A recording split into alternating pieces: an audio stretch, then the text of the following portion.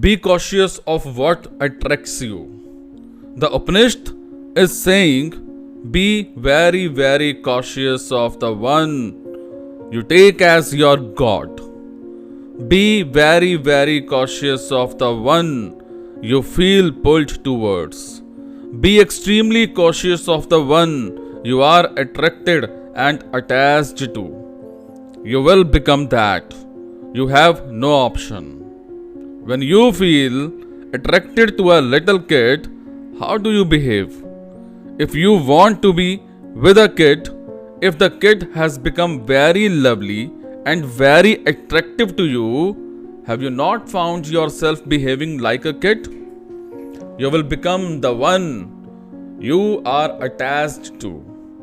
If somehow it happens, and be very attentive when you are trying to understand this, otherwise, you will miss the point.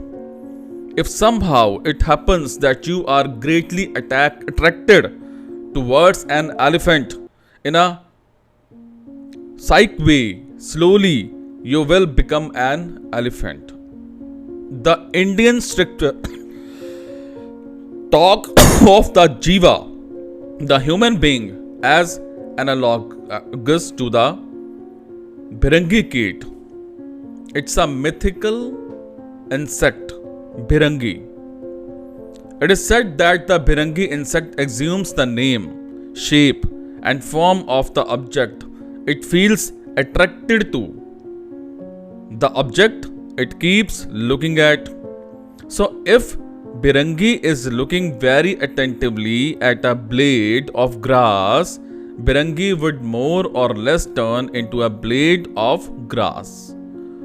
There are obviously in the factual world exists no such as insect, but get the message right.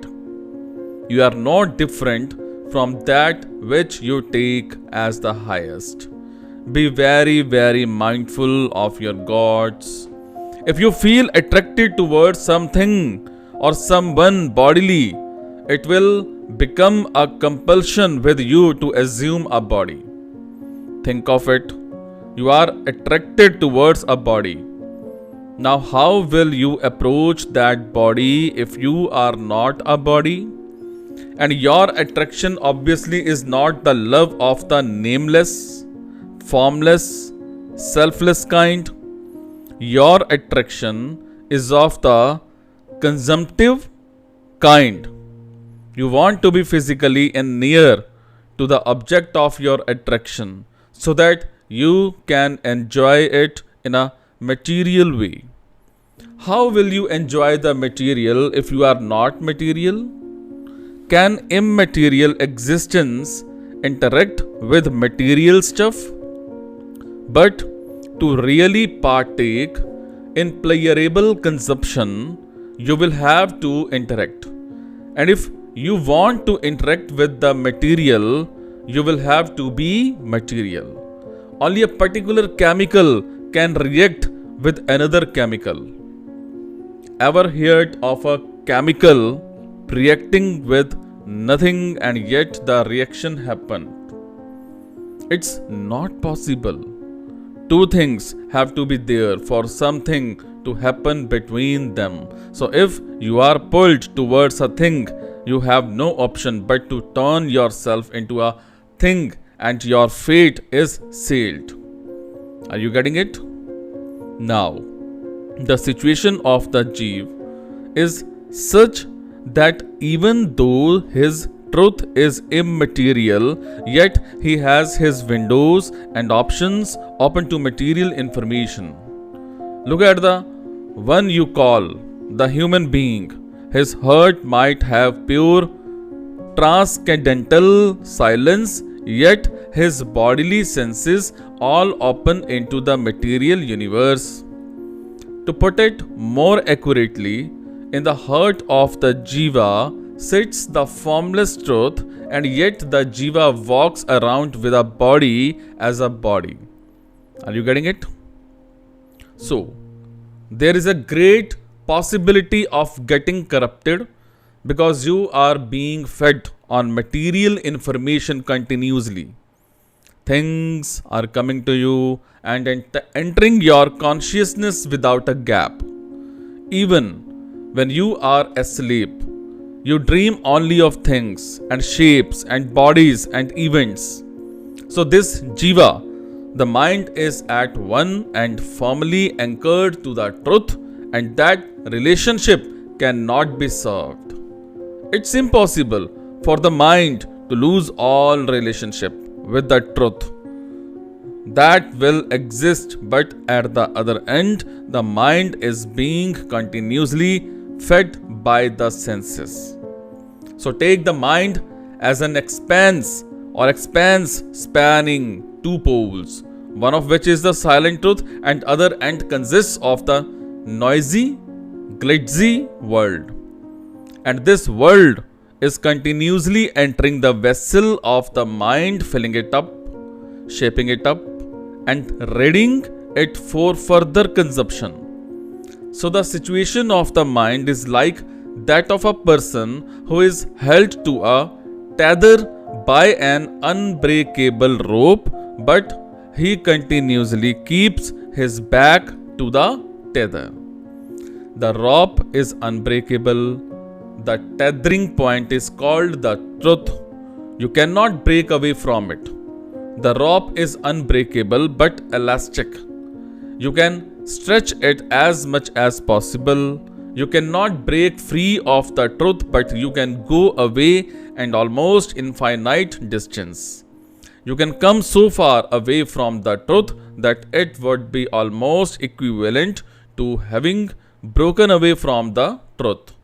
The connecting cord would still exist, but having been stretched greatly, it would have now turned into a thin silver and almost imperceptible fiber, though still unbreakable.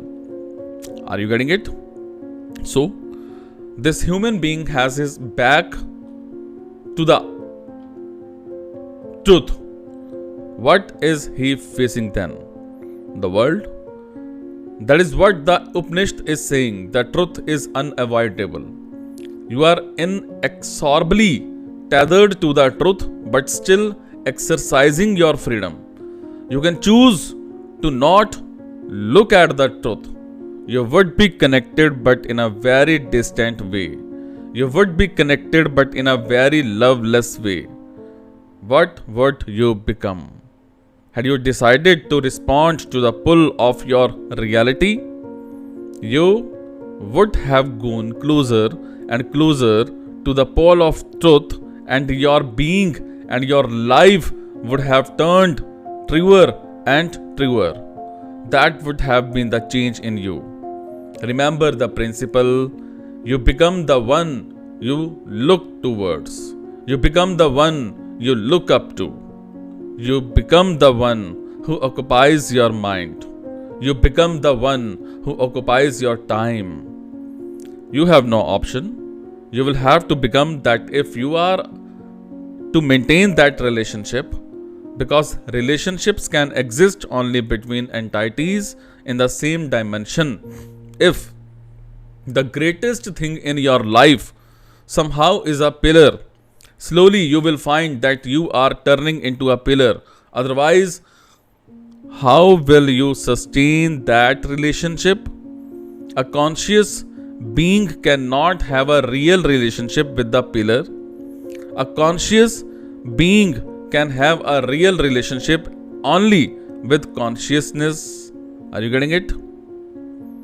Be extremely careful of what you are conceiving as the highest.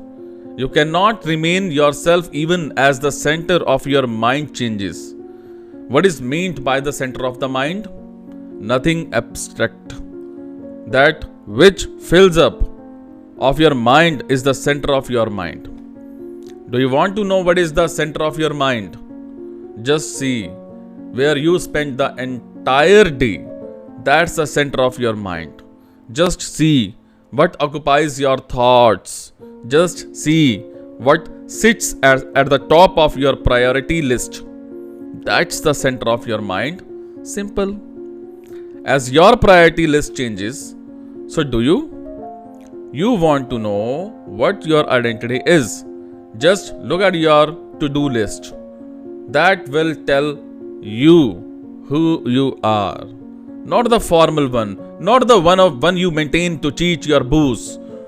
The real to-do list, and you will know the real to-do list by knowing what your mind keep busy with. Are you getting it? So, when there are several gods you are reverent to, then the world obviously will appear as diverse. Now you know why the Jiva perceives diversity in this world in spite of being just the one truth. If the Jiva is really the one indivisible truth, how come there are so many different things in the world and so many different people walking around? How does that happen? It happens because there is no single one that you conceive of as absolutely the highest. This is not intuitive to understand. You will have to stretch yourself. Pay attention. There is this buffet. All kinds of delicacies are there.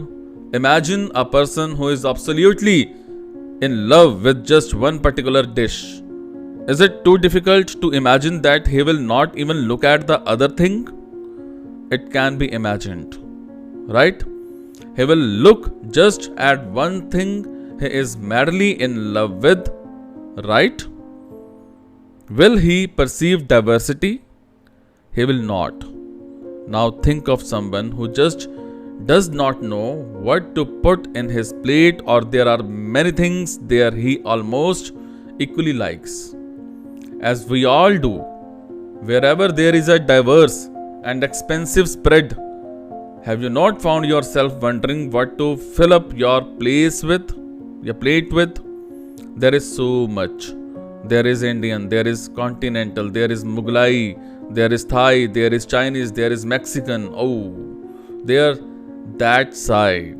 There is Italian. How big is that plate? The mysterious ones keeps the plate 2 sizes smaller than normal at such places. So the plate is only this big. Pointing, you do not know even as you keep one thing on your plate. The other thing beckons and you cannot fill up your plate with one thing. You cannot let the plate of your consciousness be fully occupied with any single entity. Why? Because there is no single entity that you are absolutely devoted to. So even as you are with one thing, the other thing is calling. And if you give too much space to one thing, there is guilt rising within, a feeling of missing out. Oh, I just have too much time and space to this one. I have just missed out on all the spicy stuff there. God, look at the key on that table. Surely I am missing out on the action. That's how the human being operates, because the ones we are attracted to are not worthy of absolute love or devotion or dedication. Therefore, it becomes a compulsion on us to project a diverse and divided world. Have you had just one pole in your life, you would not have perceived diversity. Now that's the thing to be meditated on. Don't just start arguing against this. Obviously, these eyes, they will always perceive diversity. Don't try to argue that if you are 100% devoted, will the eyes stop seeing diversity? Will the tree and the grass turn into one? Will the pillar and the roof merge into each other? Don't know. Don't know. Even, are you getting it?